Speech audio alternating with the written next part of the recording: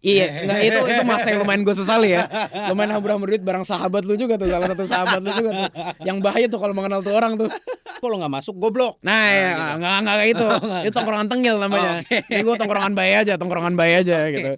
Manusia-manusia nyinyir anjing nih. Pasti bakal ngomong, "Bang, Warren Buffett-nya cuma 19,7%." Pasti gitu kan? So keren banget. So keren banget gue. Si keren lu sekarang, ha? Enggak, maksudnya soalnya kan itu animal instinct primalnya udah keluar semua itu. Primal instingnya, mating seasonnya udah keluar tuh, mating seasonnya. Termasuk gua, bro. Iya, termasuk lu kan. Iya. Birahinya Emir langsung keluar banget di situ kan. Bahkan gue inget bokap lu bilang, boleh kasih tau sini gak sih? 50 bips utangnya OpenAI itu udah 1 GDP Southeast Asia kali. Akhirnya kayaknya itu pertama kali dia pidato, marketnya naik, bro. Betul. Reaksinya positif. Iya betul. Akhirnya setelah lama ya, setelah 2 tahun menjabat ya, almost 3 tahun gitu. Jadi welcome to the Dragon's Nest. Welcome back to the Dragon's Nest. Hari ini kita kedatangan lagi tamu pertama kita di podcast Cak Investment Club. Jove dari Revalue. Welcome, bro. Terima kasih banyak udah diundang ke Dragon's Nest ya. Nama yang waktu itu ditemukan di podcast pertama juga ya. Namanya sebenarnya ini dari lu nih. Jadi sebenarnya gue harus bayar berapa buat IP-nya, bro? Ya persentase stock bit lah. Persentase stock bit lah. Gokil, tapi thank you banget. Waktu itu lu sama tim Revalue juga jadi salah satu orang yang pertama ya datang ke podcast kita. Walau pas kita masih followersnya 0, iya kan, bantu orang-orang ngerintis. Jadi gue berterima kasih banget sama lu dan Revalue juga. Tapi hari ini gue juga pengen sedikit ngomongin tentang lu nih, bro. Oke. Kan lu itu backgroundnya tadi kita udah ngomongin juga lumayan interesting ya. Mulai dari ternak uang, habis itu BRI Ventures, dan akhirnya juga sekarang bikin Revalue kan. Lu tuh pas awal-awal kerja emang udah punya niatan bikin Revalue atau investment community gitu, atau itu tuh sesuatu yang tiba-tiba kayak pas aja momennya jadi lu bikin? Oke. Menarik banget ya. Sebelumnya thank you so much nih udah diundang lagi yang kedua kalinya. Seneng nih gue, Dragon's Nest-nya udah nambah ya, udah upgrade ya. Lihat tuh, ada api-api virtual, ada tulisan gede ya kayak di kantor di Asta gitu kan. Ada sponsor nih, sorry ketutupan tangannya. Makasih nih sponsornya. Udah gila, gue senang banget nih progresnya di mana. Gokil ya. Ini semua gara-gara lu, bro. Enggak lah, gara-gara Brian. Tapi ini udah baru kita tuh podcast Januari kalau nggak salah. Bumi waktu itu harganya lagi 400 tuh, gue inget tuh. Masih kesurupan cuan. Ya sekarang udah kesurupan rugi gue. Gitu ya. Jadi ya thank you udah diundang. Background gue ya, gue cerita dari mana nih? Dari kerja gue atau gue secara individual atau gimana? Dari secara individual aja. Lu kenapa tiba-tiba dari yang setting profesional, lu memilih untuk jalur investment education kayak gua sendiri? Sebenarnya kita mirip banget nih 11-12 kan. Gue pengen tahu aja dari kenapa. profesional dulu ya. Betul. Ya. Ya gue datang dari keluarga yang middle to middle low lah ya. Jadi kenapa seumur hidup tuh gue nggak pernah ada exposure ke entrepreneurship sih. Keluarga gue lumayan susah lah. Gue beberapa kali juga ngomong di Instagram gue kayak sampai bokap gue meninggal mobilnya tuh Avanza 2008. Rumah gue juga di gang juga. Jadi dari kecil tuh gue terekspos dengan yang namanya stability. Gue harus stabil, dana pensiun, BPJS gitu-gitulah. Yang mana itu diajarkan sama bokap gue gitu. Akhirnya yaudah gue waktu itu pas gue lulus SMA, gue kerja di salah satu startup yang paling lumayan ikonik ya pada saat itu ya. Mungkin Rachel juga masuk juga kan, salah satu tim Cak di ternak uang gitu. The goat of investment classes ya bisa dibilang ya. Gak jauh-jauh ya circle-nya yang dari alumni TU juga ini aja. Iya ini aja. Ketemu lagi kan. Iya gitu. Jadi di situ terus gue juga habis dari ternak uang gue full time di situ, terus gue masuk ke salah satu venture capital BUMN yang lu bilang tadi. Itu sama juga path-nya, gue intern 3 bulan, habis itu gue jadi karyawan tetap. Kenapa investment? Karena simply waktu gue nggak keterima. Gini, orang tua gue tuh dulu nggak mampu buat bayarin gue kuliah swasta sebenarnya, Mir. Jadi pas gue daftar SBMPTN UTBK tuh buat masuk perguruan tinggi negeri tuh gue nggak keterima kan. Terus gue kayak dendam gitu lah. Gue mikir kayak anjir nih, orang tua gue nggak bisa bayar dan mereka harus all in semua tabungannya buat bayarin kuliah gue di Unpar, Pak, Bandung. Gitu. gue dendam sama diri gue, terus gue mikir gue harus jadi kaya nih, gimana pun caranya gue harus jadi kaya. Ya mungkin semua orang melakukan ini gitu kalau orang yang benar-benar no clue gitu ya. Apalagi yang nggak punya mentor seperti gue gitu, karena nggak ada background keluarga di sini. Cara di Google gimana cara jadi kaya, nomor satu gue inget banget tuh dropship ya, pasti zaman dulu tuh gitu. Dropship, Nah ya dropship, e-commerce gitu kan. Nomor iya. 2 trading forex, nomor 3 investasi saham. Terus gue tertarik sama investasi saham, ternyata pas gue baca buku Warren Buffett, gue baca buku gue sebut aja Rifan Kurniawan, Teguh Hidayat, Andika Storputra dulu, lu mungkin inget dulu ada namanya. Ya gue mikir kalau misalnya investasi ini ternyata untuk bisa investasi lu gak harus pintar, dan cukup kemampuan konsisten aja bisa membawa lu jadi kaya. Pasti kaya kan, bukan kaya cepat gitu. Akhirnya gue mikir, ya udah, berarti gameplay gue adalah karena gue merasa gue nggak bego-bego banget, gue masuk korporat, cari yang gajinya oke, habis itu gue tembakin pelurunya ke investasi. Itu makanya kenapa gue masuk ke, menurut gue salah satu high paying industry, itu venture capital, yang gajinya lumayan oke pada saat itu. Baru habis di tengah-tengah gue berinvestasi dan gue menabung gaji gue, ada beberapa play yang lumayan life changing lah gitu. Kayak menurut gue dapat lumayan signifikan dari saham Arto, dari ada dulu Esa Surya Perkasa, punya Pak Chandra Vinat Laroya dulu. Terus gue juga ya ada rungkatnya juga. Cuman beberapa cuan ini membawa gue ke titik perubahan hidup gue, yaitu di akhir-akhir di BRI Ventures itu gue jackpot dari kripto. Hyperliquid pasti semua orang pasti jackpot dari Hyperliquid. Terus gue lumayan berada di posisi dimana gue sebenarnya bisa nggak kerja, tapi waktu itu gue sempat gabut 6 bulan tuh. Gue resign, abis itu gue gak ngapain 6 bulan. Itu sempat ada fasanya. Jadi lu cuman dalam masa 6 bulan itu lu trading doang atau bahkan gak trading? Oh jadi ngapain tuh? Jadi cuma investasi ke saham. Kebetulan waktu itu gue Batam Hambur-hamburin duit. Iya, enggak, itu masa yang lumayan gue sesali ya. Lumayan hambur-hambur duit bareng sahabat lu juga tuh, salah satu sahabat lu juga tuh. Yang bahaya tuh kalau mengenal tuh orang tuh. Banyak melakukan tindakan-tindakan yang risk to reward kehidupannya gak make sense ya. Gitu. Jadi gue sempet gak ngapa-ngapain. Terus gue ketemu lagi sama Faza, salah satu teman lama gue. Tuh Faza ngomong kayak, lu lagi ngapain? Gue bilang ya invest saham aja, full time investor aja. Terus dia bilang kayak, gimana kalau kita bikin kayak gini? Dia bilang, menarik, karena dari dulu emang gue punya visi hidup tuh di pendidikan. Gue masih ingat Emir itu water conservation kan. Betul. Ya life mission. Kalau gue tuh life mission gue tuh pendidikan. Jadi gue tuh pengen banget bikin sekolah dari gue kecil. Dari gue SD ditanya sama guru gue cita-cita gue apa tuh, gue pengen banget bikin sekolah buat orang miskin. Karena dulu di SMP gue, di SMA gue tuh sekolah Katolik tuh diajarin banget kayak cara lu bersimpati sama orang-orang miskin, dan kita sering ke panti asuhan juga. Gitu. Jadi gue merasa si Revalue ini first step gue, karena gue merasa tiga-tiganya founder ini punya kredibilitas, ngajarinnya juga bener, dibandingkan dengan sekarang kan banyak banget anomali-anomali grup VVIP mungkin ya. Yang kita kan sama nih, kita kalau ngajarin kan metode, kita ngajarin proses. Nah banyak banget gue punya keresahan di Indonesia nih, komunitas-komunitas atau VVIP ini yang ngajarin cuma endingnya doang, yang dimana itu nggak pernah workshop, pasti endingnya pasti rungkat gitu. Jadi keresahan itu gue ajak satu lagi co-founder, temannya Faza, namanya Cesar. Dia CFA, kerja di AM yang udah manage triliunan juga. Jadi kita bikin Revalue, long story short gitu. Jadi Revalue ini kayak awalan dari perjalanan endgame gue di bidang pendidikan ini sih, bisa gue bilang. Menarik banget, gila ya. Berarti Revalue yang awalnya itu lu punya suatu vision ya, atau kayak suatu ambisi lah untuk bikin sekolah-sekolah untuk orang-orang miskin yang kayak tadi lu bilang. Terus lu ngeliat kayak Revalue itu jadi pintu pertama untuk masuk ke passion lu itu ya. Dan sekarang Revalue kan bisa dibilang salah satu investment community juga yang paling besar lah ya. Karena nggak banyak juga kan investment community yang gede di Indonesia ya.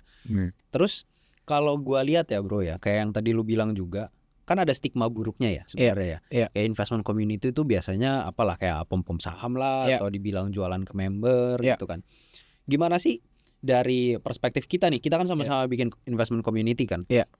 Gimana caranya Revalue bisa ngilangin stigma buruk itu? Gimana caranya lu bisa nge-persuade orang-orang tuh, kita tuh nggak jualan ke member loh, kita beneran jualan ilmu loh. Dan gimana lu bisa stand out di market yang udah stigmanya tuh sejelek ini gitu.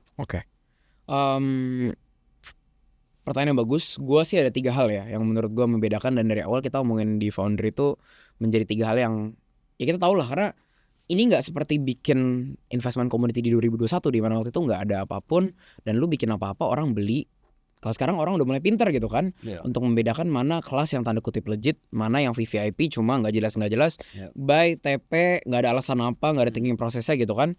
Yang pertama tuh track record founder sih. Oke. Gue dan Faza kita emang hidupnya di sini dulu gitu, dari dulu di sini. Itu kita managing people's funds, dan kita beneran make it dari sini. Dan gue dari corporate dan di bidang investasi juga. Dan gue kan pernah kerja di startup teknologi bidang investasi juga. Cesar, very legit, nggak usah dipertanyakan. Dia pegang sendiri berapa belas T saat itu untuk dia kelola. Dia udah punya CFA juga, yang mana di Indonesia yang punya CFA mungkin 300-400 doang. Dan he's a very good teacher. Waktu mimpi gue cuma bayangin kalau ada 400 Cesar di Indonesia, atau kayak bayangin kalau ada 2000 Cesar deh di Indonesia. Menurut gue pasti Indonesia akan jadi tempat yang jauh lebih baik. Dan gimana cara untuk mengekstrapolasi atau majuin itu ya dengan cara bikin platform online gitu kan. Jadi data record founder tuh penting banget. Bener gak sih foundernya succeed di investasi, atau mungkin dia kaya dari jualan kelas. Dari awal revalue kita bertiga pun udah terbuka kalau porto kita segini. Dan lu bisa track beneran pergerakannya. Dan gue bahkan jujur, kontribusi revalue terhadap net worth gue tuh gue kasih tau ke member-member gue, Mir. Jadi kayak nih gue kasih tau ya, dari revalue tuh gue dapet segini nih, gue kasih tau. Jadi biarin aja biar mereka terbuka gitu. Itu untuk build trust. Yang kedua itu dari metodologi proses mengajarnya. Jadi di revalue ini kesannya kayak jualan banget tapi singkat aja ya. Tapi setiap kita ngasih tanda kutip watchlist itu minimal ada 30-40 halaman paper, Mir. Dengan bahasa tongkrongan kayak dari sisi company reportnya, dari sisi kepentingan owner, dari sisi fundamental analysis, dari sisi valuasi, cara masuk dan cara keluar itu kan gak ada tuh diajarin secara fundamental dan secara valuasinya. Tapi bahasa tongkrongan nih. Bahasa tongkrongan, boy. Lu kalau nggak masuk goblok. Nah ya gitu. nggak kayak itu. Itu tongkrongan tengil namanya. Ini gue tongkrongan bay aja gitu.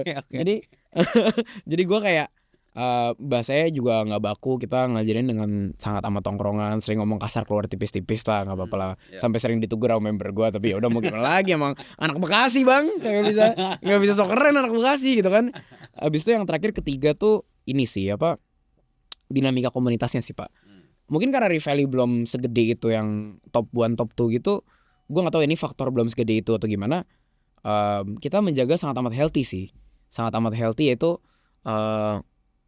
nggak pernah kita disalahin kalau saham itu turun, dan nggak pernah kita dipuji-puji gimana juga kalau saham itu naik. Karena at the end of the day kita selalu menegaskan, kita ngasih reasoningnya, tapi gue mau kalian ngasih ke kita pertanyaan-pertanyaan kritis. Jadi kayak kalau lu ngasih pertanyaan-pertanyaan kritis dan pertanyaan-pertanyaan bagus, artinya lu masuk ke saham itu karena diri lu sendiri, bukan karena kita. Jadi gue mau ketika lu cuan, lu bangga sama diri lu sendiri, jangan sama revalue. Revalue itu cuma wadah buat lu diskusi dan dapat inspirasi doang. Gitu Pak, agak kepanjangan ya, udah kayak politisi ya, tapi intinya kayak gitu. Menarik banget. Sama ngelanjutin yang poin ketiga tadi, menurut lu kalau misalnya suatu community udah terlalu gede, itu community-nya bound to fail atau enggak menurut lu? Karena semakin besar semakin sulit kan ngajak-ngajak member kayak masuk ke saham-saham A, mungkin fundamentalnya oke gitu kan, teknikalnya apa segala macam oke, tapi mungkin dari sisi liquidity-nya kurang ya. Jadi kan kolamnya tuh jauh lebih limited kan yang bisa kita masukin kan, bisa kita call gitu. Menurut lu gimana? Oke, ini menarik. Gue juga percaya sebenarnya ada batasnya. Tapi itu tergantung kebijaksanaan foundernya sih, Mir. Menurut gue kayak, oh iya kalau lu tahu komunitas lu yang masih gede itu, jangan pernah ngasih stock pick atau watch list yang nggak liquid. Ya at least daily turnover 100-150 M gitu kan. Sehingga kalau emang benar ada gerak chart dikit gara-gara community-nya masuk, tapi itu cuma chart gerak dikit doang. At the end of the day ngikutin sih alasan kenapa saham ini bakal bergerak atas atau bergerak turun, tergantung alasan fundamental teknikalnya gitu. Karena kan at the end of the day stock market itu kan forward looking machine kan. Secara jangka pendek bisa kepam gara-gara Emir kalau di Chuck Investment Club masuk ke A gitu.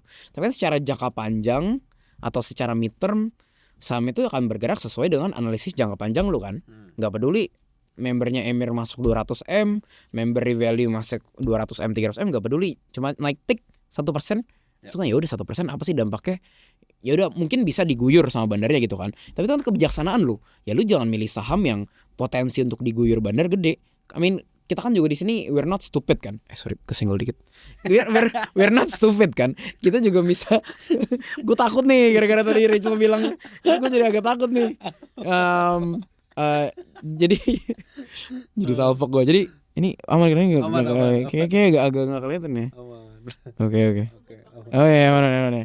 Jadi ya kita juga bisa lah milih saham yang sebenarnya bisa liquid dan ternyata masih oke secara analisis gitu. Tuh. Oke. Menarik banget sih, menarik banget. Sama satu hal lagi yang tadi lu bilang di awal ya, yang menarik perhatian gue, lu sempet bilang kalau investasi itu nggak perlu untuk jadi orang pinter. Nah kalau emang itu benar dan nggak perlu jadi pinter, jadi butuhnya apa bro? Butuhnya ya sabar dan kebijaksanaan. Gue selalu ngomong ini di podcast Pak. Jadi kan ada orang yang bilang narasi bahwa dia pengen kaya di saham dalam 10 tahun gitu.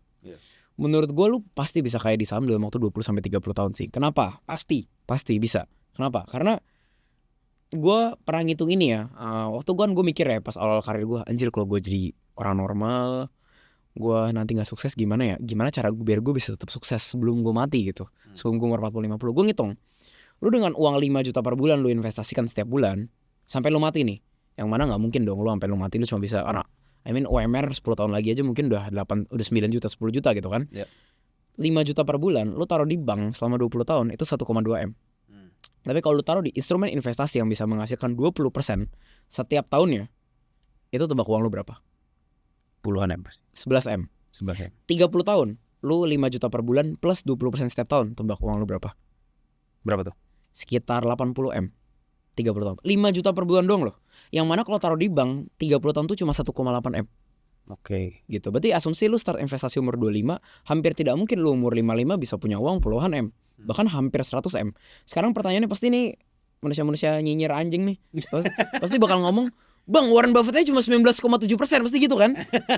Warren Buffett duitnya yang dikelola 1 GDP negara Indonesia. Uang lu tuh 80 juta gitu. Jadi jangan banyak bacot gitu. Maksud gua, ya uang lu cuma 80 juta, 20% juga cuma 16 juta gitu gini. Jadi menurut gua 20% di saham Indo sih gak sulit.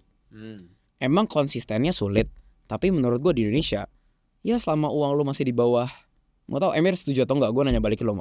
Selama masih di ratusan miliar bawah, harusnya dapat return 20-30% per tahun tuh not that hard sih sebenarnya. Menurut gua thresholdnya sekitar 50-an M lah. 50-an M itu masih possible banget sih. Untuk dapat di atas 20% kan. Menurut gua 100 M itu titik di mana udah mulai sulit. Karena mencari sahamnya nggak bisa yang terlalu eksotis kali ya. Benar. Iya. Step ya setuju sih. Iya. Dan jadi kan stock universe kita kan jadi sempit kan. Iya. Liquidity-nya terbatas juga. Iya.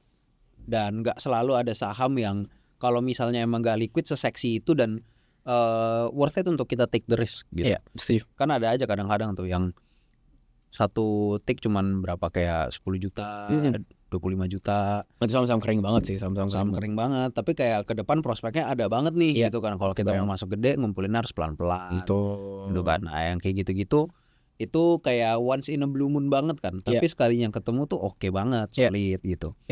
Nah, nextnya kalau misalnya emang itu jadi problem ya bro, berarti liquidity jadi salah satu yang lu pentingin banget nggak dalam stock picking lu?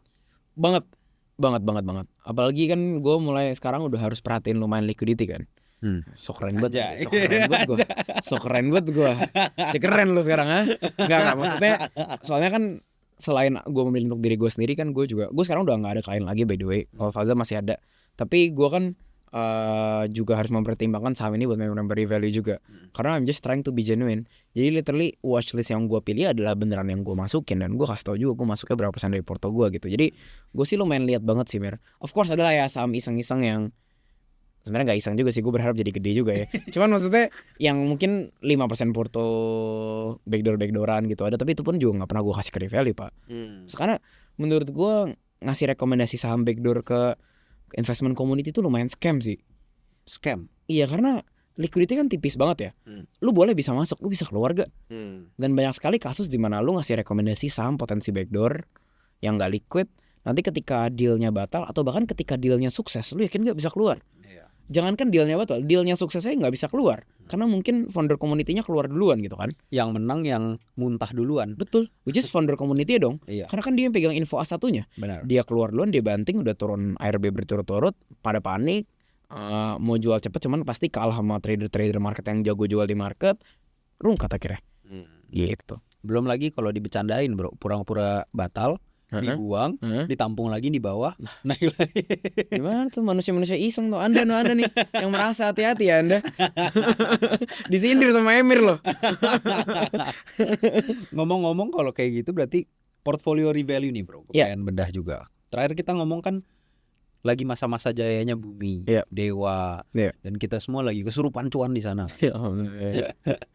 Sekarang Bumi Dewa berada di posisi ya udah lumayan bottom lah ya, bisa dibilang gitu kan. Dari boundnya lumayan, tapi turunnya juga udah luar biasa banyak juga. Dan kondisinya sekarang mayoritas dari retail menurut gua itu lagi nyangkut di atas, karena retail itu participate-nya memang udah pada dasarnya selalu di akhir-akhir dari satu swing kan. Tapi menurut lo sendiri, prospek dari Bumi Dewa ini ada perubahan atau enggak, dan apakah targetnya masih sama? Oke, menarik. Ini sama seperti, jujur menurut gue nih tesis gue masih lumayan sama kayak terakhir kali podcast lu di awal ya. Yaitu kalau misalnya gue sih cenderung bearish kalau Dewa. Kenapa? Karena menurut gue narasinya tinggal sisa Gayo Minerals. Gayo Minerals sekarang udah getting better dibandingkan awal tahun karena udah nggak banjir dan lain-lain kan, udah getting better. Tapi kita juga nggak tahu reserve-nya sebesar apa. Jadi purely gosip sih. Dan manajemen juga nggak mau nge-spill apa-apa tentang target masa depan Gayo Minerals gitu, tambang emas dia yang di Aceh gitu kan. Jadi menurut gue cenderung bearish karena there are better opportunities than Dewa. Bukan karena Dewa jelek ya, tapi karena banyak opportunity yang lebih bagus daripada Dewa. Itu in my personal opinion. Mungkin nanti lu bisa sampein juga. Berarti itu kuncinya di reserves dari Gayo-nya aja ya? Menurut gue iya. Karena narasinya tinggal sisa itu kan. Secara bisnis kan dia udah berubah dari subkon dia jadi ngelakuin sendiri. Secara profitabilitas juga dia getting better banget. Dan ya ibaratnya story fundamentalnya udah habis. Gitu. Makanya kalau lu perhatiin orang-orang yang fundamental banget tuh mereka juga suka banget sama Dewa dulu. Sebelum mereka turn around. Habis itu ketika Dewa udah turn around, habis itu orang-orang yang suka naratif kayak kita kan, yang suka Dewa gitu karena ada fitur naratifnya gitu. Gitu sih. Kalau lu gimana menurut lu Dewa? Menurut gua Dewa itu naratifnya itu cukup spekulatif. Dan sekarang itu market-market yang gua nggak berani untuk berspekulasi. Jadinya gue lebih main momentum aja. Kalau ada yang terlalu berspekulasi pun gue nggak terlalu berani pegang lama gitu. Karena marketnya itu masih lumayan shaky menurut gue ya kan.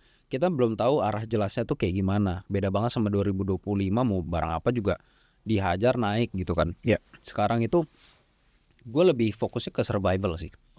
Apalagi abis diguyur beberapa kali halt ya kan di awal tahun. Habis itu beberapa bulan setelah itu juga dihajar lagi gitu kan. Jadi sekarang menurut gue mode survival sih. Gue gak terlalu greedy untuk nyari-nyari saham kayak 2025 lagi. Sekarang gue lebih mencari yang cukup-cukup aja. Jadi tipe-tipe kayak Dewa, sekarang pun gue masih trading. Tapi udah gak kayak waktu itu yang gue bisa holdnya panjang lebar gitu kan. Cuannya kayak bisa sampai 50-100% gitu. Gue udah enggak sih kalau Dewa ya. Kebayang. Kalau Bumi gimana bro? Kalau Bumi gue masih bullish sih. Masih bullish. Kenapa? Karena actionable-nya jelas kan. Kita udah sering ngomong di konten short form dan di long form juga. Kalau misalnya ya itu di 2031 dia 50% EBITDA non-call. Dan itu kenapa dia naruh targetnya 2031? Karena izin usaha buat pertambangannya tuh habis di 2031. Dan kalau dia memperpanjang izin usaha pertambangan itu, dia butuh untuk memiliki bisnis yang non-call karena ESG pak. Jadi semua perusahaan yang ESG itu by the way green energy ya buat yang nggak tahu.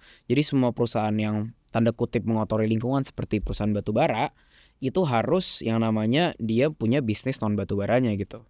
Dan gue juga udah dengar banyak. Emang ini agak spekulatif juga aset-asetnya kan. Tapi kalau kita hitung bego-begoan aja yang pernah waktu itu disampaikan di konten Loma Faza juga, dia butuh investasi sekitar 15-16 T di bisnis non-callnya kan, biar bisa mencapai target di 2031. Dan kalau kita ngomongin tambang, biar dia bisa beroperasi dia butuh minimal waiting period dari awal akuisisi itu berapa? 3 tahun Mir. Dari tambang itu diakuisisi sampai dia bisa fully utilize revenue-nya. Berarti kan kalau 2031 kita backtrack, otomatis semua akuisisi harus selesai di 2028. Bener kan?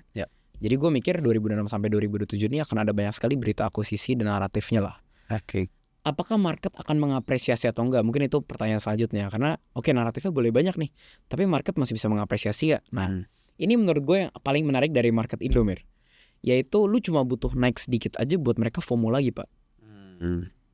Lu boleh ngomong retail udah trauma, retail udah kapok. Tapi gue yakin Dewa ke 700 atau Dewa ke 600 di HK lagi. Gue yakin Bumi ke 250 atau 300 aja. Itu animal instinct primalnya udah keluar semua itu.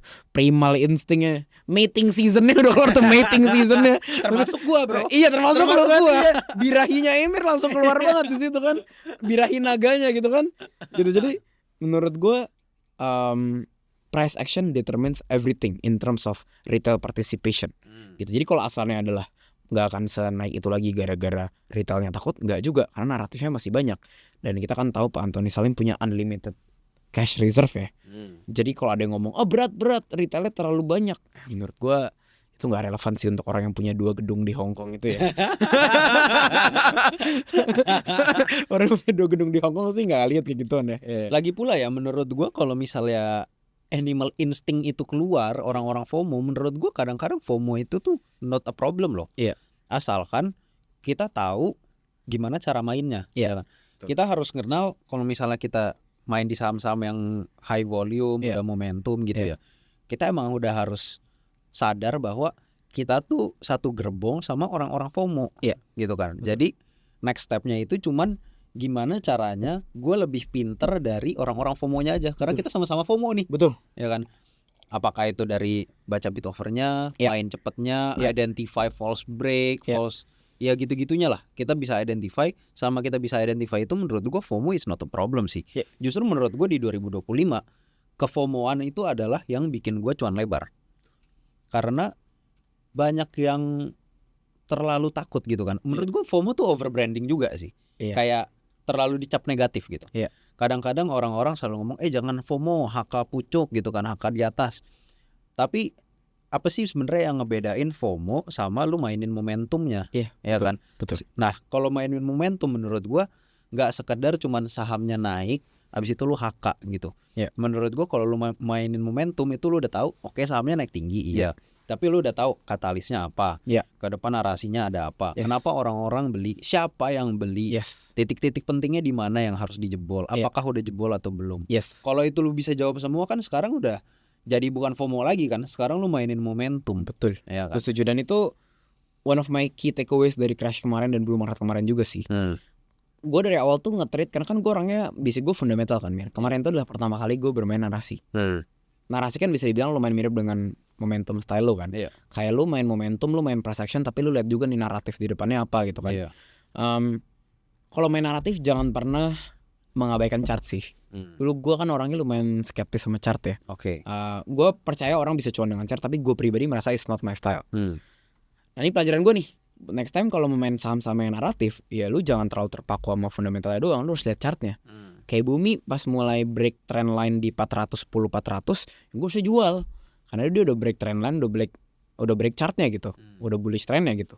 Jadi ya itu a very good lesson dari Emir. Kalau lu emang mau memanfaatkan FOMO, pastiin lu ngerti cara baca FOMO-nya. Benar. Karena kalau lu nggak ngerti cara baca FOMO-nya, lu nggak punya kuantitatif indicator buat membaca kapan FOMO-nya break, kapan FOMO-nya agak, lu bakal dirungkatin sama market dan lu bakal miskin kacau lu. Karena lu bukan main saham fundamental yang pure lu merem, lu lihat pergerakan harga saham berdasarkan performanya kagak. Lu main naratif, Pak. Bener banget. Iya. Dan itu kita harus identify juga kan. Artinya di awal tuh kita masuknya gara-gara apa, Iya. dan kita stick by it. Jangan Iya. awalnya masuk karena narasi, Iya. nge-holdnya karena fundamental. Betul, Ya kan? setuju. Jadi Jangan lu- kayak gitu. lu- Ya. kan? Well anyway di 2025 juga salah satu narasi dari Bumi kan dia hampir pasti tuh katanya masuk MSCI kan. Yes. Wah, itu Pasti gila banget sih. fix nih. Nggak mungkin nggak masuk MSCI. Tiba-tiba kena bom, jedar. Iya. Kita kena freeze ya. Iya. kan? Terus selama ini udah ada 2 kali lagi ya rebalancing sejak MSCI freeze. Prediksinya kan katanya di Q4 ya. Kita itu decision apakah kita bakal di unfreeze atau enggak. Oke. Menurut lu bro, Iya. kalau misalnya kita di unfreeze itu bisa jadi katalis yang bakal ngedorong IHSG gila-gilaan lagi, atau itu justru udah nggak terlalu relevan? Oke. Menarik. Kalau kita ngomongin market bisa rally atau enggak, kan basically penyebab crash kemarin 3 hal kan, Mir. Gua bagi jadi 3 ember yang berbeda. Yang pertama adalah MSCI. Itu sudah pasti, kita diawali nama MSCI, kita diancam disamain sama Burkina Faso dan nama negara-negara yang gak punya jalan raya gitu kan. Terus habis itu yang kedua nih kita ngomongin perang ya. Harga minyak naik ke 110 kemarin.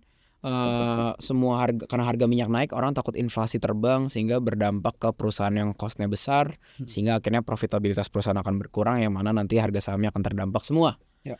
Ketiga, trust in regulatory. Gue bahas satu persatu ya dari sisi MSCI-nya dulu.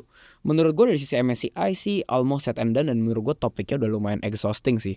Udah capek. Kenapa? Karena kalau kita lihat kemarin, nih gue ibaratin MSCI sama Bursa Indonesia tuh kayak cowok sama cewek PDKT sebenarnya, Pak. Oh gitu. Mesti gimana nih? Mesti gimana? Ini kayak cowoknya nih pas PDKT ketahuan udah red flag kacau gitu kan. Oh lu coordinated trading lu gitu kan. Coordinated trading lu suka goreng-goreng lu gitu kan. Akhirnya diancem nih. Gue ancem lu bakal friendzone lu ya. Gue ancem bakal tolak lu gitu kan. Akhirnya cowoknya make an effort gitu kan. 1% kasih bunga. High shareholder concentration list. Dia notice hal-hal kecil. Ceweknya bilang dia suka matcha apa, dia beliin. Nah, notice hal-hal kecil dia. High shareholder kan kayak hal-hal kecil gitu kan. Dia notice beli hal-hal kecil. Nah, tapi pas dia kasih itu, pas dia minta kepastian sama ceweknya masih agak cewek bingung, Pak. Cowoknya udah gak jadi cowok bingung nih. Tapi ceweknya cewek bingung. Dia ngomong kalau misalnya udah on the right track sih, tapi aku masih belum yakin sama kamu. Gitu kan. Kemarin kan kayak gitu announcement kan di bulan Juni-Juli gitu kan. Jadi udah dipuji gitu kayak oh kamu ada improvement ya di PDKT ini gitu kan. Tapi kok masih kurang gitu. Tarik ulurnya iya, tuh tarik ulur. ya. Mungkin dia trauma sama mantannya sama negara Argentina, sama mana itu ibaratnya mantannya itu kan toksik gitu kan. Ternyata tiba-tiba ada currency problem, inflasi 1000 kali lipat gitu kan. Jadi dia mastiin cowok yang ini harus benar gitu kan. Gitu akhirnya ya gue melihat ini sudah on the right track sih apa yang dilakukan bursa. Dan kalau kita lihat dari negara-negara lain, kalau misalnya mereka dapat ancaman frontier itu nggak secepat itu langsung turun ke frontier, Pak. Ada masa sesi konsultasi frontier. Jadi oke, ditentukan dia kan. Jadi setelah diancam frontier itu flow-nya masuk sesi konsultasi frontier dulu. Itu setahun. Baru setelah masuk sesi konsultasi frontier ditentukan fix frontier atau enggak. Jadi sekarang Indonesia pun bahkan belum masuk sesi konsultasi frontier. Dan biasanya jarak dari ancaman ke sesi konsultasi frontier itu setahun. Jadi kalau ada yang ngomong Q4 di freeze, menurut gue terlalu cepat di unfreeze. Menurut gue itu best case banget lah. Ketika MSCI bilang gila semua perubahan udah gacor, udah gak ada ancaman dan yaudah kita edition lagi. Tapi base case-nya, base ya, dasarnya itu menurut gue Q1 itu ancaman frontier dicabut. Terus mungkin Q1 ke Q2 di bulan April Mei itu baru di unfreeze. Tahun depan ini kan? Tahun depan, karena bisa setahun. Karena MSCI itu biasa butuh waktu lama untuk menilai kayak ginian. Karena ini kan dan apa yang dilakukan sama Bursa Indonesia dan secara makro kan juga udah oke juga kan. Bursa Indonesia juga dia mau demutualisasi, yang mana gue senang banget. Bahkan menurut gue kalau bursa kita udah demutualisasi dari dulu ya, harusnya kejadian MSCI ini nggak terjadi. Karena lebih terbuka dan pasti bursa karena udah jadi sebuah perusahaan yang orang bisa masuk, pasti dia akan jadi perusahaan yang ngincer profit kan. Dia pasti bakal bikin banyak derivatif atau kayak eksotik aset yang menambah revenue si bursa ini untuk menyejahterakan pemegang sahamnya gitu. Mungkin short, mungkin options, mungkin warannya dibanyakin produknya gitu. Jadi demutualisasi bursa beserta effortnya nih yang gue denger sih mereka benar-benar serius, dan bahkan Pak Prabowo pun turun tangan yang gue dengar ke isu MSCI ini, karena ini bakal jadi liquidity problem yang gila banget kalau misalnya ini beneran terjadi. Itu dari sisi MSCI. Dan buat menjawab pertanyaan lo, apakah jika MSCI terresolve bakal rally gila banget? Menurut gue iya. Gue punya tesis bull market kemarin tuh belum selesai, Mir. Dan gue yakin pasti lu juga punya pendapat yang sama, karena terakhir kali kita ngomong lu bullish banget, abang lu bullish banget, bokap bullish banget, banget gila bahkan gue ingat bokap lu bilang, boleh kasih tau sini gak sih? Boleh. Bokap lu bilang kayak ini once in a generation opportunity to make money. Di bulan Januari bokap lu ngomong gitu kan? Betul. Ya gue ingat gitu. Jadi kenapa sekarang pertanyaannya si bullish trend ini belum harus selesai? Karena narasinya lagi pas, Pak. Kita lihat perang udah mau beres, harga minyak udah mau turun, karena strategic petroleum reserve US itu lagi all time low, Pak, selama 30 tahun terakhir. Jadi Trump udah gak punya kepentingan apapun buat nerusin perangnya. Karena selain ego dia juga udah mau kecumplingan, Pak, udah cekek udah giniin gitu kan. Ama jadi dia pasti takut bakal diturunin sama the Great Council-nya, sama MPR-nya US gitu kan. Itu dari sisi perang. Jadi harga minyak bakal turun, yang mana itu akan berdampak ke makro globalnya. Suku bunga nggak akan dinaikin lagi. Karena buat apa mencegah inflasi? Suku bunga kan dinaikin buat mencegah inflasi. For konteks nih, oke, bahasa bayinya ya. Suku bunga dinaikin buat mencegah inflasi karena orang-orang bakal naruh uangnya di bonds ya, atau di deposito, sehingga uang nggak banyak beredar, jadi inflasi nggak naik. Kenapa harus mencegah inflasi? Karena kalau harga minyak tinggi, inflasi akan terjadi kan. Nah, tesis gua untuk global ini akan cenderung sideways, bahkan cut rate. Kenapa sideways atau cut rate? Karena harga minyak udah disurprise, dan US secara global itu mereka lagi butuh banget cut rate, Pak. Karena AI itu gila banget. Kayak lu tau kan profitnya kemarin si SpaceX tuh gila banget. Belum ada Anthropic, belum ada ChatGPT, yang itu unprecedented level of IPO trillion US dollars yang bakal valuationnya, dan itu benar-benar gila banget lah menurut gua gitu. Jadi mereka butuh untuk namanya cut rate biar si perusahaan-perusahaan AI ini bisa ngutang terus. Karena bunganya kecil gitu kan. Mungkin lu mikir apa sih cuma selisih 0,5, cuma selisih 50 bips. 50 bips utangnya OpenAI itu udah 1 GDP Southeast Asia kali. Gitu maksud gua. Jadi maksud gua sekrusial itu untuk mereka tidak melakukan yang namanya rate hike. Yang mana kalau cut rate bullish. Karena liquidity makin banyak gitu kan. Secara lokal kita lihat domestic trust juga udah mulai balik gitu kan. Kalau kita lihat Budestri sebagai sole candidate, bursa merespon positif secara jangka pendek, tapi secara jangka panjangnya Budestri kuliah di Cornell, pernah kerja di Citibank. Ini gue kalau nggak salah ini soalnya gue benar-benar nggak nyiapin ya podcast ini ya. Dia pernah kerja di Mandiri, pernah kerja di Mansek juga, ngerti market, Mir. Dan dia ibaratnya gue lihat kayak Sri Mulyani. Karena dia pernah kerja di Dubes juga. Orangnya tenang, cara pembawaannya enggak cowboy itu gitu kan. Kita butuh yang seperti itu kan. Dan kita lihat penggantinya Sri Mulyani kan Budestri kan naik dari deputi senior ke gubernur BI kan. Di bawahnya deputi senior kan ada deputi BI kan. Deputi BI kan Pak Alda gitu yang ada track record juga bagus juga gitu kan. Seumur hidup di nggak seumur hidup lama dia di Bank Indonesia gitu. Jadi kalau gue lihat public trust juga pelan-pelan membaik. Dan gue kan banyak ngobrol sama orang-orang di pemerintahan, ternyata Pak Prabowo tuh udah notice kalau kemarin tuh cara dia ngomong tuh salah. Minimal kayak cara ngomong gue salah, dan ya udah emang kita butuh setahun Prabowo menjabat untuk mengetahui bahwa dia mengeksekusi program tuh secara salah, dia komunikasinya secara salah, tapi ya enggak, seenggaknya upwards from now on gitu. Udah pasti bakal membaik, nggak akan memburuk lagi. Karena di saat kemarin speech pakai teks. Akhirnya kayaknya itu pertama kali dia pidato, marketnya naik bro. Betul, reaksinya positif. Iya betul, akhirnya setelah lama ya, setelah 2 tahun menjabat ya, almost 3 tahun gitu. Jadi dan dia juga udah mulai bilang kalau ya dia punya cita-cita bursa kita untuk jadi bursa yang baik juga. Jadi dari sisi perang udah beres, makronya global mendukung, makro lokal juga mendukung. Karena menurut gue kita kan sekarang 5,75 bips ya. Menurut gue nggak akan ada hike lagi sih, karena rupiah kan udah cenderung stabil di 17.300 sampai 17.850 kan. Gitu. Jadi di 5,75 stabil, mungkin stabil atau bakal justru cut rate karena bakal mirroring dari US punya ya. Kalau kita head sama dolar kan pelan-pelan melemah gitu di XY gitu. Jadi menurut gue tidak ada alasan kenapa kita tidak akan bullish lagi kalau isu MSCI ini fix. Tapi tainya gini nih menurut gua, ini nggak tahu menurut lu ya.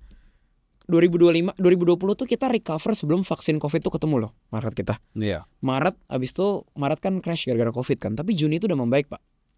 Padahal vaksin tuh baru banget. Iya kan? Cepet banget. One of the fastest rebounds kan. Padahal vaksin tuh baru ketemu tuh kalau nggak salah Q3. Sama seperti 2025 kita crash karena tarif Trump. Padahal Trump baru nurunin tarif ke negara-negara dan ke China itu mungkin di bulan, kan crashnya di Maret 2025. Dia baru benerin tuh di bulan mungkin Agustus September. Tapi di bulan Juli itu kita udah rally. Gitu. Jadi apakah kita harus menunggu isu MSCI ini fix untuk rebound? Menurut gue tidak, Mir. Tapi apakah kita bisa ATH lagi sebelum isu struktural MSCI ini fix? Gue nggak percaya. Karena at the end of the day yang mendorong liquidity ini adalah banks and commodity stocks. Banks and commodity stocks closely related ke MSCI. Dapat liquidity inflow dari luar. Gitu. Jadi bisa nggak ke 7.000 mas? Menurut gue bisa. Tanpa menunggu structural issue MSCI-nya fix. Tapi bisa ke 9.000 lagi nggak? Menurut gue nggak bisa. Gue nggak tahu menurut lu ya. Jadi menurut gue ya mudah-mudahan ini gue benar-benar berdoa, dan mungkin satu rakyat Indonesia berdoa ya. Menurut agama mereka masing-masing, dan yang kalau nggak punya agama ya percaya aja lah ya. Itu kalau misalnya MSCI fix di akhir tahun, karena benar-benar isunya structural isunya sekarang cuma MSCI. Lu setuju nggak sama statement gue barusan? Gue setuju sih, karena yang pertama kita aja awalnya naik ke 9.000 gara-gara MSCI kan. Semuanya narasinya tiba-tiba mau inclusion MSCI. Begitu tiba-tiba kena bom di Januari, kita di freeze, semuanya langsung amburadul. Nah sekarang menurut gue juga threads-nya udah nggak banyak juga yang kayak tadi lu bilang, mulai dari harga oil ke rupiah, fiskal kita kayaknya harusnya oke, government spending itu udah ditekan berapa kali sama Pak Prabowo kan, harus di efisiensi katanya gitu kan. So menurut gue sekarang gue udah nggak ngelihat bumbu-bumbu yang terlalu serem untuk bearish market ya. Beda sama kayak di Q1 Q2 lah. Q1 Q2 tuh gue masih gue bearish parah sih itu. Gue bearish parah. Gue sering banget bahkan kayak berminggu-minggu gue full cash itu hal yang sering banget buat gue. Karena gue ngeliatnya juga kalau gue screening kok nggak ada saham yang bagus gitu. Jadi kedepannya menurut gue sih kalau dibilang bullish sekarang juga too soon, ya kan, harus ada katalis yang bisa ngedorong lagi. Kalau sekarang soalnya gue ngeliatnya IHSG juga naik, tapi naiknya tuh naik kering, nggak ada volumenya. Dan turnovernya tuh relatif masih kecil sama 2025, di mana pertumbuhan investor retail itu justru lagi paling gedenya di awal tahun 2026 sama akhir 2025. Jadi logikanya artinya mereka transaksi di akhir 2025 sama awal 2026, abis itu sekarang udah kibarin bendera putih gitu kan. Udah banyak yang nyerah, makanya turnover udah mulai reda lagi gitu. Sekarang rata-rata berapa sih, mungkin kayak belasan T gitu kali ya. Kalau lagi sepi-sepinya mungkin cuma 10 T gitu. Dimana kalau 2026 kita ngeliat 20 T itu udah biasa, ya kan. Bumi aja 10 menit pertama bisa 1 T kadang-kadang, ya kan. Jadi kedepannya sih gue sekarang juga yang paling penting untuk dilakuin ya menurut gue ya, bullish case-nya gue setuju. IHSG bakal bullish lagi, betul. Bakal ATH lagi itu gue susah jawabnya. Gue nggak tahu bakal ATH lagi apa enggak dan kapan. Yang menurut gue yang paling penting tapi kita itu jangan sampai pelornya habis sebelum bullishnya beneran itu datang. Setuju. Karena kalau sekarang kita udah di posisinya, gue ngomong in general aja ya, menurut gue, dan ini gue juga porto gue sendiri nih, menurut gue rata-rata semua orang lagi loss kira-kira portonya sekitar 30-40% dari ATH. Menurut gue itu data yang lumayan common gue temuin lah, mulai dari ngobrol sama teman-teman, porto konsul sama member lah. Gue minus 50% sih. jadi gue underperform datanya Emir gue. Gue minus 50% lebih dari ATH. Dari ATH pun gue juga sama, gue minus 40% gitu kan. Jadi menurut gue ya, kalau udah minus 40% dari ATH, yang pertama udah pasti mental kena. Yang kedua, kita itu ada kayak kegatelannya sendiri gitu loh, buat gue tuh harus balikin nih. ATH gue segini, gue harus balikin lagi. Gue butuh berapa ratus persen ya buat balikin ya gitu kan. Kalau minus 50%, oke, gue artinya gue harus back green nih, porto gue baru balik lagi gitu kan. Nah, kalau udah mikirnya kayak gitu, justru tuh pasti geragas banget di market. Dimana justru menurut gue sekarang bukan waktunya untuk geragas. Sekarang untuk konservatif menurut gue. Jadi kalau udah bisa dapat saham yang surely bisa dapat 5%, 10%, itu udah oke banget menurut gue di sekarang sih. Gue sekarang gak terlalu agresif, gue lebih lagi-lagi survival mode, bersiap untuk masa-masa bullish yang akan datang. Karena sayang dong kalau udah bullish tapi porto kita sisa 10% gitu kan. Ujung-ujungnya mentok-mentok harus 10x ya. Gue balikin ke ATH 10x cuma buat BP gitu kan. Sampai kapan kita jadi pejuang BP doang? Paling capek gak sih bro? Kayak lu tuh di market udah lama-lama berjuang buat BP doang, ya gak sih? Capek banget lah itulah. Dan itu kan kayak common experience kan di market Indo kan, kayak apalagi banyak yang mungkin ngasih informasi tuh misleading lah, mulai dari influencer atau broker gitu kan, karena ya gampang dihasut lah ya orang-orang ya. Menurut gua sih terlalu gampang dihasut ya. Dan kalau ngomongin orang-orang dihasut, menurut lo itu one of the biggest problem gak sih di market retail kita ini? Orang-orang tuh terlalu gampang dipengaruhi gitu loh decisionnya. Ngeliat info ini langsung HK, ada influencer bilang ini langsung HK gitu kan. One of the biggest problem for sure ya. Makanya gue mensupport banget kalau ada komunitas yang ngajarin thinking proses kayak Cak. Mungkin banyak juga kayak Kohenki gitu ya, yang ada thinking prosesnya dan lain-lain. Banyak juga kan di luar sana komunitas yang oke juga, Korifan dan lain-lain. Menurut gue penting banget sih untuk ada komunitas yang atau investment classes yang benar-benar proper dan legit, dan orang yang ngajar tuh emang beneran legit gitu dan beneran udah make it di market. Karena ya itu VVIP itu kan bahaya banget ya. Bahaya. Very very dangerous. Lu setuju gak kayak? Dan VVIP itu marketnya gede banget loh Mir. Karena semuanya pengen pengen mikir, pengen cepet aja, cuma pengen ngikutin, pengen kayak jadi aja. Gue tuh pernah kayak salah satu karyawan Revalue ada masuk member VVIP gitu, kayak anggotanya 30.000 orang gitu pak. Gokil. Sebenarnya kayak per bulan tuh ratusan ribu sampai jutaan gitu. Kayak ya menurut gue tuh bahaya banget sih. Dan endingnya sama, semua orang pasti dirungkatin.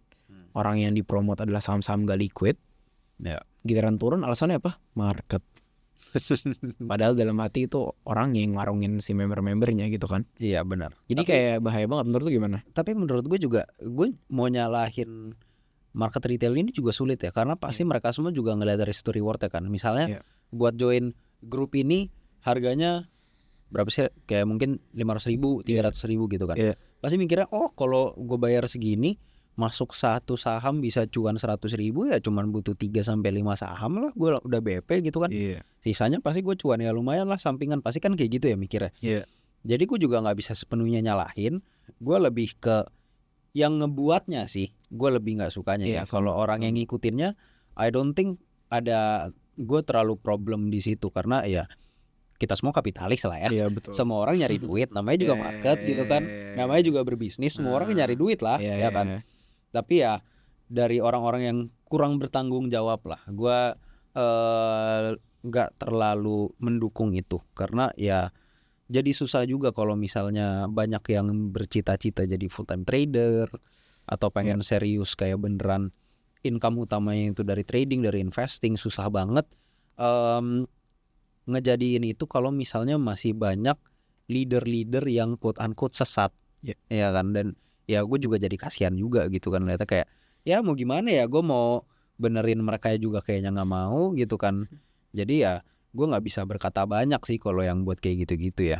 But anyway, kalau misalnya kita balik lagi nih ke market, kalau sekarang, dulu itu lu selalu ngejagoin Bumi gitu kan dan kawan-kawannya. Sekarang lu ngelihat ada shift nggak di tren dari flow dari marketnya sendiri? Apakah sekarang masih komoditas atau ada play-play yang lain yang lu lihat atau gimana bro?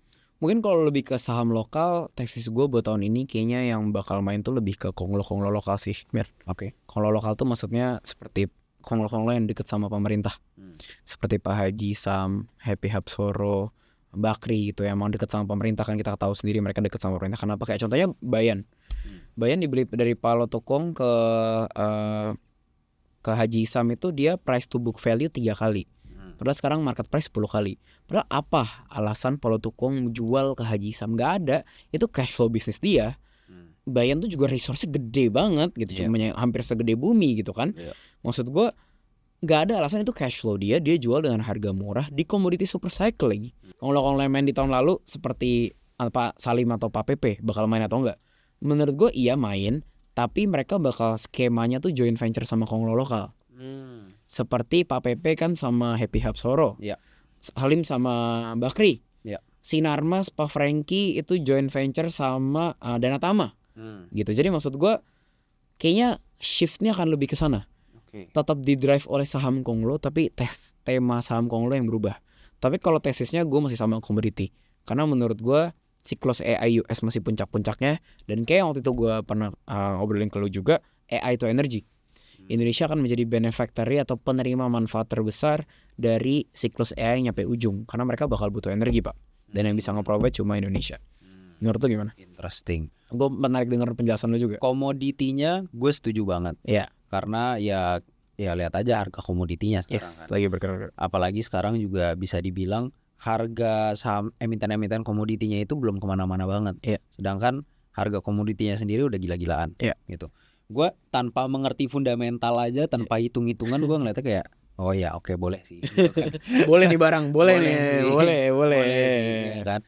Dan kalau misalnya sekarang ya, gue lebih liatnya sih konglo sepertinya nggak bakal mati ya, karena mau gimana pun dibilang sehat nggak sehat, hampir semua emiten paling gede di Indonesia itu konglo. Don't hate the player, hate the game Pak. Gimana dong? Ya memang udah nggak bakal berubah lah ya. Konglo ya konglo aja. Yang penting adalah konglo mana yang baik gitu aja deh buat gua. Yang mana konglo yang paling friendly sama retail. Kalau di 2025 paling friendly ya udah pasti Pak Pepe. Betul. Itu kan. Gue paling jagoin Pak Pepe. Karena emang dia berani banget untuk ngasih retail cuan gitu. Dia bukan tipe yang tiba-tiba retailnya ikut banyak, habis itu dia geprek, dia kolek lagi di bawah baru ditarik lagi. Dia nggak gitu, dia berani retailnya masuk banyak dia tarik ke atas. Langsung gitu, gasin aja. Gas terus gitu. Tapi sekarang yang gue lihat adalah shiftnya mulai ke Pak Bakri flow-nya, iya kan. Dan gue udah bilang ini sejak pertengahan 2025 juga sebenarnya. Gue udah mulai ngelihat 2025. Iya. Oh, oke. Lama juga ya. Kelihatannya kayak Bakri ini something gitu. Mulainya ya dari Bumi Dewa lah ya. Dewanya gerak duluan kan, Iya, Dewa sama BRMS. Betul. Bumi Sama-sama. Dewa, BRMS, abis itu gue ngelihat kayak saham-saham kecilnya tuh mulai aneh semua tuh, mulai dari BP, VKTR, BNBR waktu itu belum kelihatan lah, Iya, BNBR BP, belakangan gitu. Cuma ya fishy aja kan, gue kalau ngelihat kayak ada korelasinya nih, gue mulai connecting the dots. Kenapa tiba-tiba barang-barang Pak Bakri semuanya uget-uget tipis gitu. Ya, Kayak kedut-kedut gitu. iya, kayak ada denyut nadinya gitu ya. Dan Pak Bakri, gue juga paling suka tuh kayak bikin apa ya, antitesis atau bukan antitesis mungkin namanya ya, Devil's tapi Advocate. iya kayak Devil's Advocate, benar-benar. Yang dimana Pak Bakri ini kan bisa dibilang kayak dimusuhin lah namanya dulu ya. Iya kan, kayak aduh males lah gue main di emiten-emiten Pak Bakri, banyak yang bilang gitu kan. Karena ya susah naik, nggak bakal naik lagi emitennya gitu. Governance-nya gimana gitu. Dikarungin. Korban 8.000 bokap-bokap kita. Betul. Kan. Bokap gue sih nggak main saham ya, tapi gue ngobrol Beda sama semua era teman gue. Semua teman gue yang bokapnya main saham sih benci banget sama Bakri, Pak. Iya. Cuma gara-gara itu justru gue tertarik karena jadi di overlook kan sama retail in general gitu. Jadi kalau misalnya ada structural change, semua orang tuh masih terlalu bias gitu, kayak nggak mau main di Bakri, nggak mau ah. Nah justru itu yang bikin barangnya enteng kalau beneran ditarik gitu. Kalau lu punya ini nggak bro, kayak pasutri konglo andalan buat 2026 atau 2027 lah sampai tahun depan ya, ada nggak bro? Masih sama sih gue, Pak Bakri Antoni Salim sih. Karena menurut gue ya, Pak Antoni Salim sama sekali belum menunjukkan taringnya sih tahun lalu. Iya. Bumi ke 400 apa sih? Market cap cuma 200T. Bumi 200T itu dibandingkan brand BRPT, TPIA, cuan tuh apa Mir? Market cap cuma 200T gitu. Kecil banget. Sementara kita tahu Pak Antoni Salim aslinya kayak gimana kan? Gitu. Sementara Bakri, gue setuju banget sama lu. Gue juga udah nge-sense Bakri itu dari 2025 tengah, dan jarang orang yang percaya sama Bakri. Mostly alasannya sama karena bad track record dulu kan. Tapi kalau kita lihat sekarang Pak Bakri ini kayak udah change man ya. Udah berubah ya kalau kita lihat ya, dari sisi buat dirinya sendiri maupun orang-orang yang diajak buat kerja sama gitu. Dan terlihat dari pergerakan saham juga, kita lumayan kan dapat cuan kotos-kotos dari JGLE, Kota, LT kemarin gitu. Jadi menurut gue itu pasutri andalan gue sih, Queen and King of Prom gue itu sih, Queen and King of Prom. Queen and King of Prom ya. Kalau lu siapa? Sama sih, dan dia juga baik ya, maksudnya kayak kemarin gue main di JGLE gitu. Kalau nggak baik pasti gue digeprek. Gue masuknya soalnya agak-agak nggak sopan sih. Gue liat lu lumayan nggak sopan. Lu masuk double digit, gila banget. Sakit nih orang masuk di JGL double digit anjing. Gue aja sesar disclaimer dulu, aduh duit iseng lu, jangan gede-gede. Sesar udah berkali-kali. Terus gue liat Emir, buset double digit. Orang gila sih. Agak nggak sopan sih emang masuknya situ. Alhamdulillah karena memang gue percaya sama Pak Bakrinya gitu kan, seharusnya ya aman-aman aja. Jadi ternyata ya benar aman-aman aja gitu kan. So kedepannya gue masih, menurut gue jalannya masih panjang kayaknya ya Pak Bakri. Kalau Pak Salimnya gue, tesis gue masih limited gitu. Kayak cuman sama sih, cuman dia belum terlalu banyak gerak aja. Tapi itu kan juga not enough ya buat gue build conviction di saham-saham Pak Salim specifically gara-gara dia gitu. Jadi ya sulit lah gue buat masuk ke Pak Salim gara-gara itu doang. Ya. Kalau IHSG-nya sendiri bro, bull case-nya menurut lo untuk di 2026 akhir? Bull ya? Bull case-nya, bull sama bear-nya deh. Kalau di akhir itu IHSG bakal ke berapa? 7.000 sampai 7.300 sampai 7.500 itu bull banget. Dependent on apa? Dependent on ancaman frontier dicabut. Menurut gue bahkan di best case pun nggak ada freeze dicabut sih. As of now di otak gue. Tapi ancaman frontier lah, ibaratnya kayak ancaman dari cewek ke cowoknya aja lah buat dia ninggalin cowoknya gitu kan. Tapi masih dikasih kesempatan buat ya udah aku masih bisa consider kamu jadi pacar gitu kan. Kebayang gak sih lu? Kayak terlalu cepet nih gitu. Jadi itu bull case gue kalau IHSG. Kalau base case sekarang 6.500 sampai 7.000 lah. Kan udah tembus 6.400 tuh level psikologis menurut gue kemarin di 6.400 sih. Tapi doesn't say anything juga karena bener kata lu naiknya gak pakai volume. Tapi gue percaya forward looking equity atau pasar saham itu dari bonds market. Kalau kita lihat kan bond yield Indonesia, imbal hasil bond Indonesia kan turun kan. Itu means apa? Itu means artinya dia dibeliin sama foreign Pak. Dan gue selalu percaya pasar obligasi itu selalu mendului pasar saham. Kenapa? Karena at the end of the day saham bergerak karena apa? Karena naratif, kalau nggak karena performa perusahaan. Sebelum perusahaan bisa mencetak performa yang lebih tinggi atau lebih bagus atau membuat naratif, dia membutuhkan funding kan. Otomatis dia butuh untuk obligasinya dibeliin dulu kan. Ya. Nah kalau kita lihat foreign ini udah mulai ngebeliin, Mir, bond-bond Indonesia gitu. Ya. Jadi foreign udah mulai kembali pelan-pelan.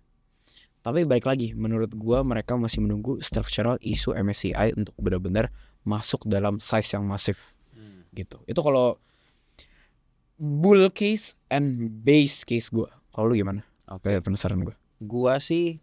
Gue lebih bearish dari lu sebenarnya. Lebih bearish ya. Kalau untuk tahun ini menurut gua IHSG kecenderungannya ranging di level-level sekarang sampai 7.000 lah. Itu bull case-nya 7.000 berarti? Yes. Ya, okay. Bull case gue 7.000. Menurut gue market nggak bakal terlalu kayak gimana-gimana. Ya. Kita sekarang ada ayam aja. Ya. Sampai orang-orang tuh udah lupa ada pasar saham. which is tahun depan gitu kan. Tahun depan ya baru orang-orang kayak aduh udahlah gue jadi investor aja, nggak apa-apa gue nggak usah transaksi. Nah kita udah mulai build confidence-nya. Seharusnya dari sisi regulasi juga menurut gue salah satu yang paling penting. Kita butuh kestabilan di sisi regulasi karena dari kemarin masih ngalor ngidul nggak tahu kemana. Banyak regulasi-regulasi yang belum fix, belum mateng tapi udah diumumin gitu kan. Pasti kan institusi sama foreign nggak suka kayak gitu kan. Karena ya nggak jelas ini lu beneran apa bercanda gitu. Udah gue cabut dulu deh duit gue. Sana lu jelasin dulu gitu kan. Nah kalau sekarang gue ngelihat tone pemerintah itu udah mulai ngejaga kestabilitasan dan gue juga ngelihat dari sisi rupiahnya udah mulai oke, 17.8. Fiskal should be no problem. MBG udah mulai di-cut itunya apa namanya anggarannya. Habis itu harga BBM juga udah mulai nyesuaiin, artinya subsidinya di-cut juga. Fiskal kita semakin gak bengkak lagi. Jadi sekarang kita tinggal nunggu sesuatunya aja sih.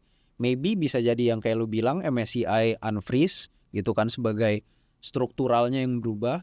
Atau bisa jadi juga hal-hal lain yang belum kita kepikiran dari pemerintah gitu. Bisa could be anything sih. Menurut gue it could be anything, sesuatu yang positif yang bikin gairah market itu balik lagi. Gitu. Tapi menurut gue di tahun ini too soon sih untuk gue bilang itu sih. Jadi ya kita santai-santai aja dulu lah ya. Kita santai-santai dulu, nabung duit, kita prepare untuk tahun depannya. Kita prepare untuk perang di tahun depan. Jangan sampai kita udah habis napas duluan bos. Sayang banget kan. Sayang banget kalau lu kapok sekarang. Makanya gue kasihan sama retail teman-teman gue yang kapok sih di tahun ini. Karena kayak just ini kan dinamika market memang seperti ini. Ketika gue bilang tadi aset lu 20 tahun akan, kalau lu 20% akan 11 miliar dan 30 tahun akan 80 miliar, itu kan bukan gerakannya gini pak. Gerakannya gini pak. Gini. Ya sama seperti mungkin yang senior Payos gitu kan. Payos gerakan asetnya gini Mir, enggak kan? Gerakannya kan gini pasti kan, pernah dari nol juga, bahkan bukan gini tapi gini gitu kan. Turun dulu ke bawah jauh gitu kan. Gitu. Jadi kayak itu ekspektasi yang harus diriset di pasar modal kita sih. Bahwa emang stock market tuh gak gini. Tapi emang nyatanya psikologis manusia tuh gak didesain untuk kayak gini Mir. Emang gak didesain buat kayak gitu. Psikologis manusia tuh emang didesain buat maunya naik terus, maunya cuan terus. Bener banget. Bener banget. Well, kalau orang-orang mau belajar lagi dari Revalue bisa kemana bro? Bisa ke Instagram Revalue Academy aja. Itu ada link, dan jangan lupa subscribe Cak Investment Club juga. Gas terus. Gitu. Itu paling penting tuh. Dragon's Den next nih harus view-nya harus penthouse ya. Kan terakhir kan cuma rumah sama lukisan-lukisan Van Gogh gitu kan. Di rumahnya Emir kan. Di rumahnya Emir. Nah, ini sekarang udah ada api-api gitu, next harus view penthouse di Treasury ya. Amin. Kalau misalnya saham gua apa ya sekarang ya yang paling gue pegang ya. Barusan gua BRMS. Kalau BRMS tiba-tiba nolnya nambah 1. Nah ayo dah kita pindah ke BRMS nolnya nambah 1 ya. Dari angka sekarang. Buset dah. Kan boleh berharap dong. Boleh. Kalau aja. Enggak ada salahnya bermimpi, enggak ada salahnya. Mimpi tipis. Sekarang pelangi mimpi enggak ada salahnya, Oke, itu aja guys untuk episode kali ini. Kita bakal lanjut lagi di sesi Q&A. Thank you semuanya udah nonton, semoga bermanfaat dan see you di next episode. Bye-bye.